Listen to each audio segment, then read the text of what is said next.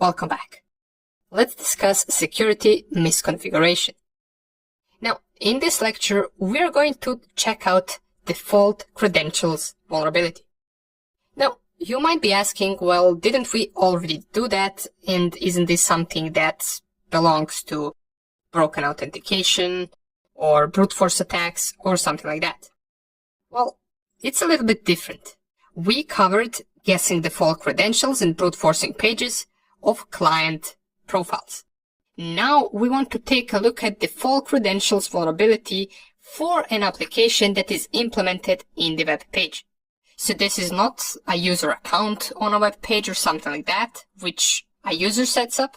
This is something that the server owner and the web page owner sets up once using an application within a web page.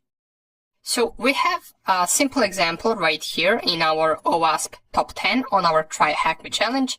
And we're just going to cover it in this video of different vulnerability because this is once again just default credentials vulnerability. It's rather easy to perform. All you need to do is try to find the default credentials for a certain application. Nonetheless, let's go all the way down and here it is. Task number 19, which is security misconfiguration. Now, let's start our machine straight away. And if you'd like, you can go and read through all of this. We also see that it does mention default passwords as one of the security misconfigurations, whether it's once again from the user's perspective or from the server's perspective. In both ways, there shouldn't be any default credentials on the web page. However, this is something that developers are responsible for because they didn't really change the default credentials on the application that they host on their website and that anyone can access to. While our machine is starting, let's read through our challenge. This VM showcases a security misconfiguration. Deploy the VM and hack in by exploiting the security misconfiguration. Okay, so they didn't really tell us anything important. All they said is to deploy the VM and find the flag. Let's wait for a couple more seconds for our VM to start. And once we get our IP address, let's copy it, paste it. Okay, so this is the application that it opens.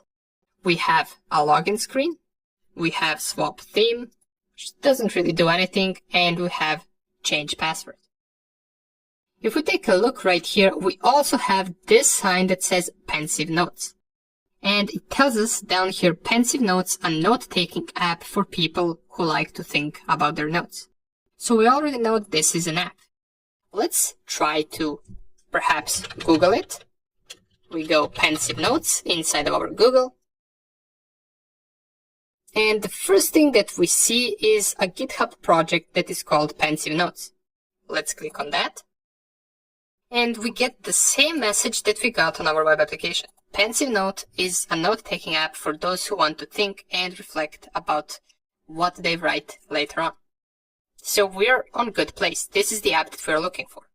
If we go to information and installation, down here we will find this sentence that says, after downloading and compiling Pensive Notes, log in using the default credentials, Pensive and Pensive Notes.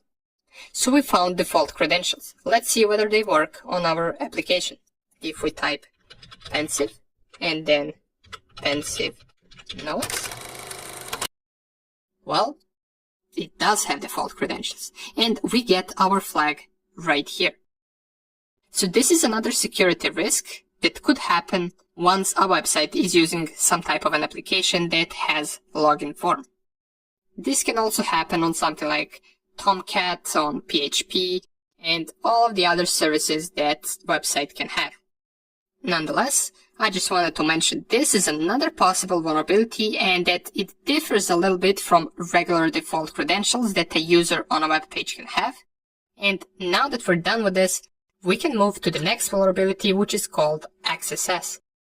Thank you for watching, and I will see you in the next lecture.